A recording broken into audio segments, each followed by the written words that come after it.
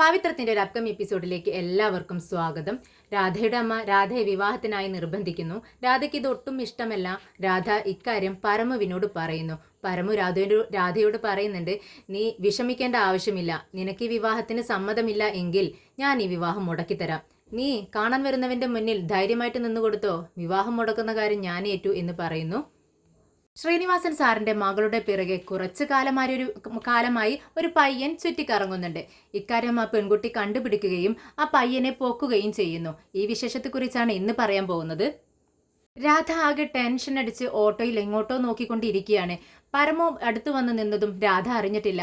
ഹേ, നീ എന്താ സ്വപ്നം കണ്ടിരിക്കുകയാണോ എന്ന് പറഞ്ഞതും രാധ ഞെട്ടുന്നുണ്ട്. നീ എപ്പോ വന്നു എന്ന് ചോദിക്കുന്നു. ഞാൻ കുറച്ചു നേരമായി വന്ന് നിന്റെ അടുത്ത് നിൽക്കുന്നു. നീ ഒന്നും അറിയുന്നില്ലല്ലോ. നിനക്ക് എന്ത് പറ്റി? ഏയ് ഒന്നുമില്ല, അത് ഓരോരോ ടെൻഷൻ. എന്താ ടെൻഷൻ എന്ന് എന്നോട് പറ, അപ്പൊ കുറച്ച് ഭാരം കുറയുമല്ലോ. ഞാനും കൂടെ അറിയട്ടെ, നിനക്ക് എന്താ പ്രശ്നമെന്ന് ചോദിക്കുന്നുണ്ട്. അത് നീ അറിയേണ്ട കാര്യമൊന്നുമില്ല. അത് എൻ്റെ അമ്മയുമായി ഞാനുമായി സംബന്ധിച്ച കാര്യമാണ്. അത് നീ അറിയേണ്ട ആവശ്യമില്ലെന്ന് പറയുന്നു. അതെന്താ, നീ എന്നെ ആളായിട്ടാണോ കാണുന്നത്?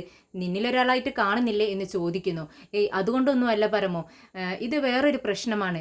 അത് തന്നെയാണ് ഞാനും ചോദിച്ചത്. എന്താ പ്രശ്നമെന്ന് പറയും. ഉടനെ തന്നെ രാധ പറയുന്നുണ്ട്, നാളെ എന്നെ പെണ്ണ് കാണാനായിട്ട് ഒരാൾ വരുന്നു. എനിക്ക് ഇഷ്ടമല്ല. എനിക്ക് വിവാഹവും വേണ്ട, ഒന്നും വേണ്ട.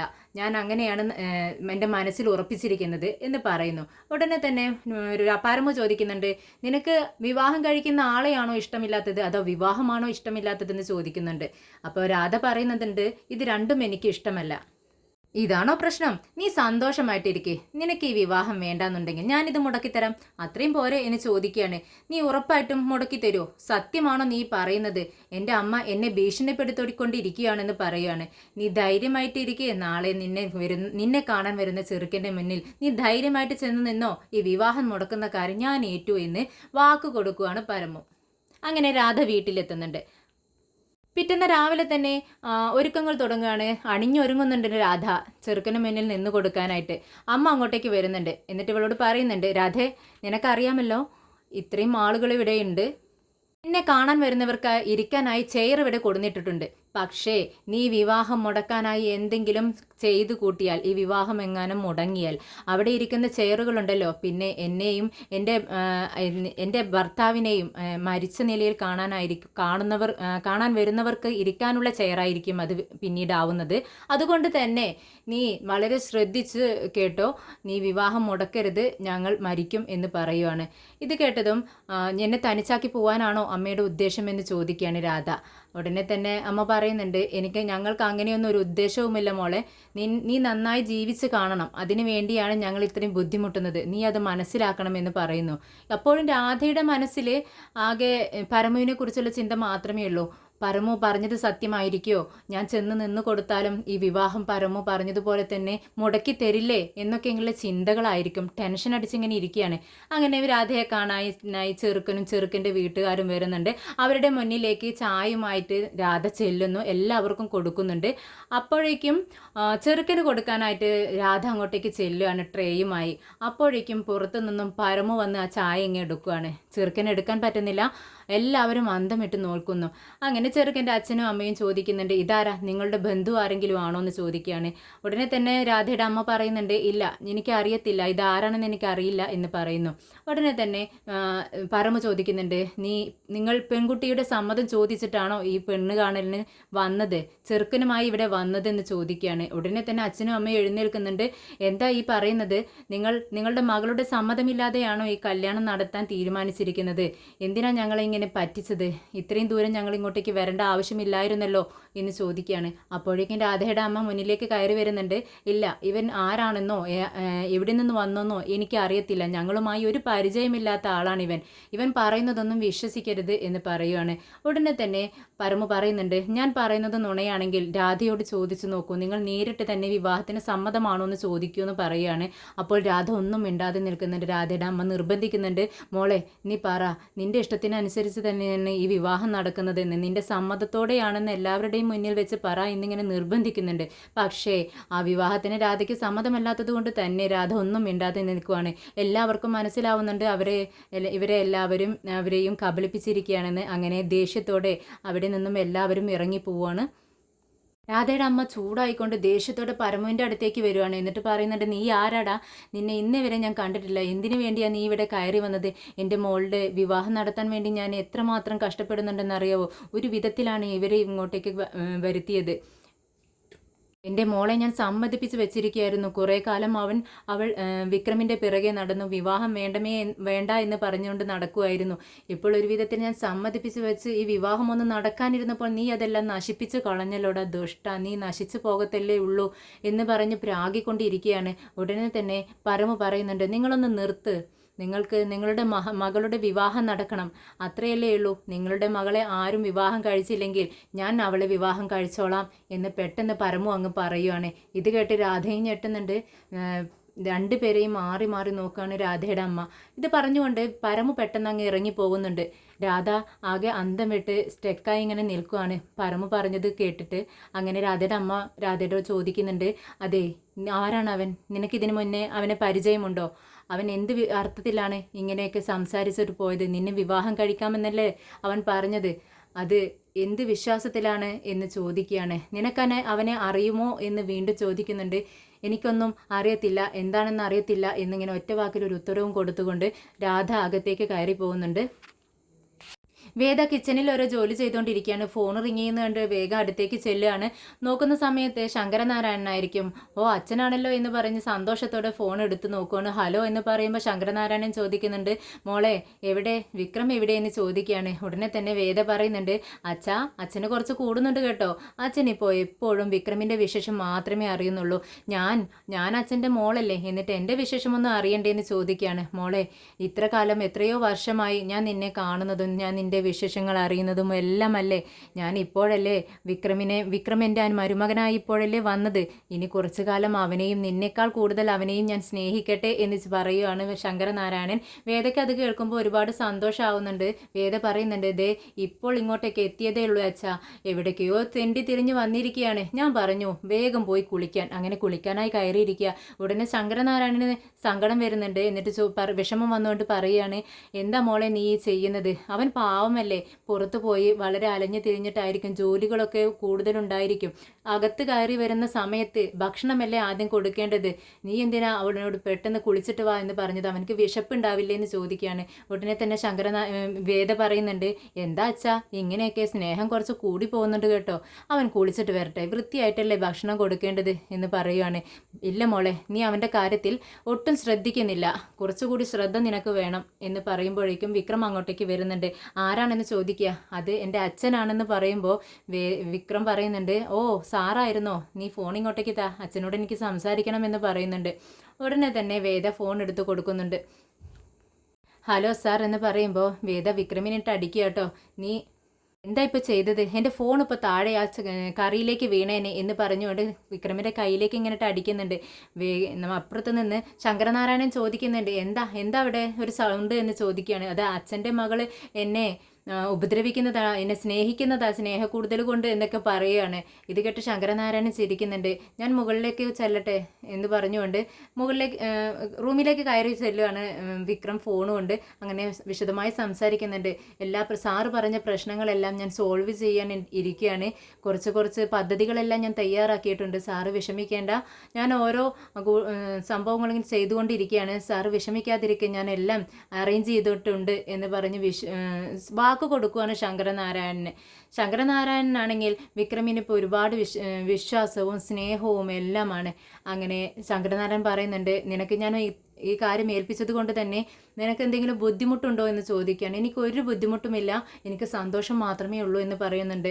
അപ്പോഴേക്കും വേദ അങ്ങോട്ടേക്ക് ഒരു ഗ്ലാസ് ചായയുമായി വരുന്നുണ്ട്. അപ്പോഴേക്കും ശരി സാർ എന്ന് പറഞ്ഞുകൊണ്ട് വിക്രം ഫോൺ കട്ട് ചെയ്യുന്നുണ്ട്.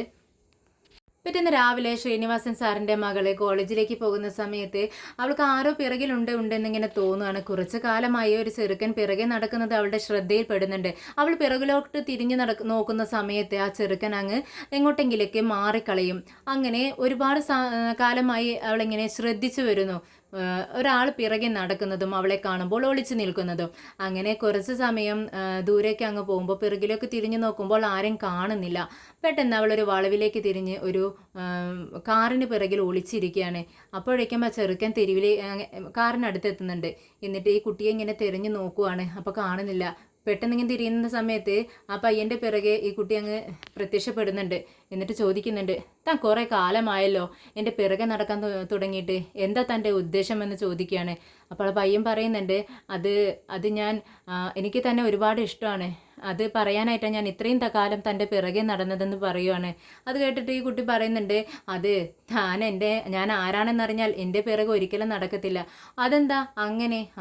ഞാനേ ഈ നാട്ടിലെ വലിയ രാഷ്ട്രീയ നേതാവും മുൻപ് വലിയ ഗുണ്ടയുമായിരുന്ന ശ്രീനിവാസൻ സാറിൻ്റെ മകളാണ് ഞാൻ. എൻ്റെ പിറകെ ഒരു പയ്യൻ നടക്കുന്നുണ്ടെന്ന് അറിഞ്ഞാലുണ്ടല്ലോ, അച്ഛനും അച്ഛൻ്റെ ആളുകളും ചേർന്ന് തന്നെ അങ്ങ് ഇല്ലാതാക്കുമെന്ന് പറയുകയാണ്. ഇത് കേട്ടിട്ട് ആ പയ്യന് ഒരു കുലുക്കവുമില്ല. അവനിങ്ങനെ സന്തോഷത്തോടെ പറയുന്നുണ്ട്, എനിക്ക് തന്നെ ഒരുപാട് ഇഷ്ടമാണ്, അങ്ങനെ തന്നെ സ്നേഹിച്ചത് കൊണ്ട് എന്നെ ആരെങ്കിലും കൊല്ലുവാണെങ്കിൽ അങ്ങ് കൊല്ലട്ടെ. ഇത് കേട്ടിട്ട് ആ പെൺകുട്ടി പറയുന്നുണ്ട്, അതെ തനിക്കെന്താ ബുദ്ധിയില്ലേടോ, താനെന്താ പൊട്ടനാണോ, ഇത്രയും പറഞ്ഞിട്ടും തനിക്ക് മനസ്സിലാവുന്നില്ലേ ഞാൻ പറയുന്നത് എന്ന് പറയുകയാണ്. തന്നെ ഞാൻ എത്രത്തോളം സ്നേഹിക്കുന്നുണ്ട് തനിക്ക് അറിയത്തില്ല, അതുകൊണ്ട് താൻ പറയുന്നതൊന്നും എനിക്ക് മനസ്സിലാവില്ല, ഐ ലവ് യു, ഇത്ര മാത്രമേ എനിക്ക് അറിയൂ എന്ന് പറയുന്നുണ്ട്. അപ്പോഴേക്കും ശ്രീനിവാസൻ സാറിൻ്റെ കാർ അതിലെ വരുന്നത് ഈ ശ്രീനിവാസൻ സാറിൻ്റെ മോള് ദൂരെ നിന്നും കാണുവാണ്. അപ്പോഴേക്കും ഈ പയ്യനെ കൈ പിടിച്ചുകൊണ്ട് ദൂരേക്ക് ഓടുകയാണ്. എന്നിട്ട് ഒരു വണ്ടിക്ക് പിറകിൽ ഒളിച്ചിരിക്കുകയാണ്. അപ്പോൾ ഈ പയ്യൻ ഇവളുടെ മുഖത്തേക്ക് തന്നെ നോക്കിയിരിക്കുകയാണ്, അവളുടെ ഭംഗി ആസ്വദിച്ചുകൊണ്ട്, സൗന്ദര്യം ആസ്വദിച്ചുകൊണ്ട്. ഈ ശ്രീനിവാസൻ സാറിൻ്റെ മോളാണെങ്കിൽ അച്ഛൻ വരുന്നുണ്ടോ എന്നിങ്ങനെ പേടിച്ചിട്ട് നിൽക്കുവാണ്. എന്നാൽ അദ്ദേഹം ഇവരെ കാണുന്നില്ല. പെട്ടെന്ന് അങ്ങ് പാസ് ചെയ്ത് പോവുകയാണ്. അവൾക്ക് ഒരുപാട് ആശ്വാസമാണ് നെടുവീർപ്പോട് കൂടി നിൽക്കുന്നത് കണ്ടിട്ട്. ഈ പയ്യൻ ചോദിക്കുന്നുണ്ട്, ഇതാരാ, ആ പോയത് ആരാണ്?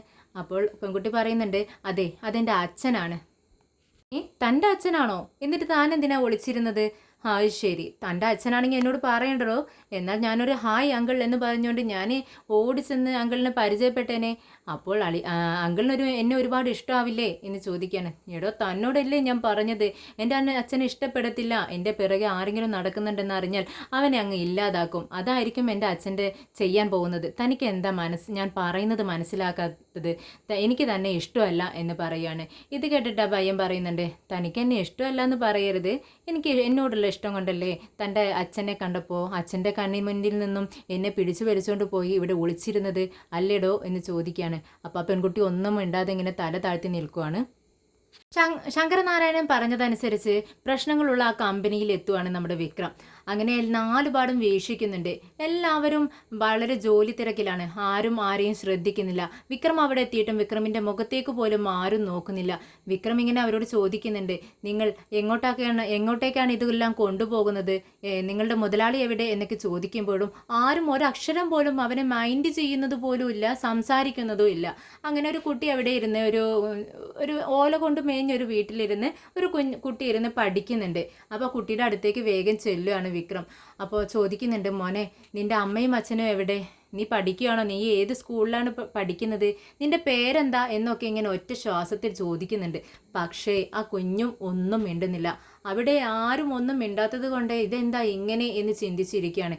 അപ്പോഴേക്കും ഒരു ഗുണ്ട അവിടെ നിന്നും, ഒരു പന്തിയല്ലാത്ത ഒരാൾ, ഒരു ഗുണ്ടയുടെ മോഡലിൽ ഒരാൾ വരുന്നുണ്ട്, മുടിയൊക്കെ വളർത്തി. അദ്ദേഹം പെട്ടെന്ന് വന്ന് താൻ ആരാടോ എന്ന് ചോദിക്കുകയാണ്. അത് ഞാനൊരു വണ്ടിയുമായി വന്നതാണ്, കട്ട എടുക്കാൻ വേണ്ടി വന്നതാണെന്ന് പറയുന്നു. മെഷീൻ കട്ട ഇവിടെ ഉണ്ടല്ലോ എന്ന് ചോദിക്കുകയാണ്.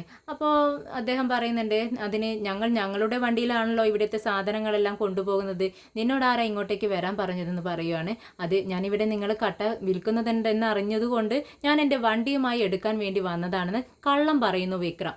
നിങ്ങളുടെ മുതലാളിയെ എനിക്ക് കാണണമെന്ന് പറയുവാണ്. എന്നാൽ മുതലാളിയോട് ചോദിക്കട്ടെ എന്ന് പറഞ്ഞുകൊണ്ട് അയാൾ അകത്തേക്ക് ചെല്ലുന്നുണ്ട്. എന്നിട്ട് കുറച്ച് കഴിഞ്ഞത് പുറത്തേക്ക് വന്നിട്ട് പറയുന്നുണ്ട്, മുതലാളിക്ക് നിങ്ങളെ കാണേണ്ട ആവശ്യമില്ല, നിങ്ങളോട് പോയിക്കോളാൻ വേണ്ടി പറഞ്ഞു എന്ന് പറയുകയാണ്. ഉടനെ തന്നെ വിക്രം പറയുന്നുണ്ട്, നിങ്ങൾക്ക് ഇവിടെ കുറച്ച് ജോലിക്കാരെ ആവശ്യമില്ലേ, ശമ്പളം കുറച്ച് കൊടുത്താൽ മതി, കുറച്ച് എന്ന് പറഞ്ഞാൽ വളരെ കുറച്ച്, പട്ടി പണിയെടുക്കുന്നത് പോലെ അവർ പണിയെടുക്കുകയും ചെയ്യും. ഇത്രയും നല്ല ജോലിക്കാരെ നിങ്ങൾക്ക് വേറെ എവിടെയും കിട്ടത്തില്ല. ഞാൻ ഒരു 7 ജോലിക്കാരൻ്റെ കയ്യിലുണ്ടെന്ന് പറയുവാണ്. എന്നാൽ അവൻ ഒരിക്കലും സമ്മതിക്കുന്നില്ല. അങ്ങനെ ഒരാവശ്യം ഞങ്ങളുടെ ഈ കമ്പനിയിൽ ജോലിക്കാരെ ആവശ്യമില്ല. നിങ്ങളോട് ആര് പറഞ്ഞു ഇത്തരത്തിലൊരു കാര്യം? നീ ഒരു നിമിഷം ഇവിടെ നിൽക്കരുത്. നീ എന്തോ കള്ളത്തരം കൊണ്ട് വന്നതാണെന്ന് ഞങ്ങൾക്ക് മനസ്സിലായി. ഓടിക്കോണം ഇപ്പോൾ തന്നെ എന്ന് പറയുകയാണ്. ശരി, എന്നാൽ പിന്നെ ഞാൻ പോയേക്കാം. ഞാൻ വളരെ താഴ്ന്ന ശമ്പളത്തിൽ ജോലി ചെയ്യുന്ന ആൾക്കാരുണ്ടെന്ന് പറഞ്ഞു എന്നേ ഉള്ളൂ. നിങ്ങൾക്ക് ആവശ്യമുണ്ടല്ലോ എന്ന് വിചാരിച്ച് ഞാൻ പോയേക്കാം എന്ന് പറഞ്ഞ് തിരിയുന്ന സമയത്ത് മുതലാളി അങ്ങോട്ടേക്ക് വന്നിട്ട് പറയുന്നുണ്ട്, താൻ അവിടെ നിൽക്ക്, എത്ര ആളുണ്ട് തൻ്റെ കയ്യിലെന്ന് ചോദിക്കുകയാണ്. എൻ്റെ കയ്യിൽ എത്രയോ ആളുകളുണ്ട്. ഇപ്പോൾ തൽക്കാലം ഒരു 7 പേരെ വെച്ച് നിങ്ങൾക്ക് തരാം എന്ന് പറയുകയാണ്. എന്നാൽ ശരി, വാ നമുക്ക് സംസാരിക്കാം എന്ന് പറഞ്ഞ് അകത്തേക്ക് കൊണ്ടുപോകാണ് വിക്രമിനെ. അങ്ങനെ എന്നാണ് ആളുകളെ എത്തിക്കുക എന്ന് ചോദിക്കുമ്പോൾ വിക്രം പറയുന്നുണ്ട്, നാളെ തന്നെ കൊണ്ടുവരാമെന്ന് പറയുകയാണ്. അങ്ങനെ ഒരാൾക്ക് വെച്ച് എത്രയാണ് കമ്മീഷൻ എന്ന് ചോദിക്കുന്നുണ്ട്. 1000 രൂപ എന്ന് പറയുമ്പോൾ അത് വളരെ അധികമാണെന്ന് അദ്ദേഹം പറയുന്നു.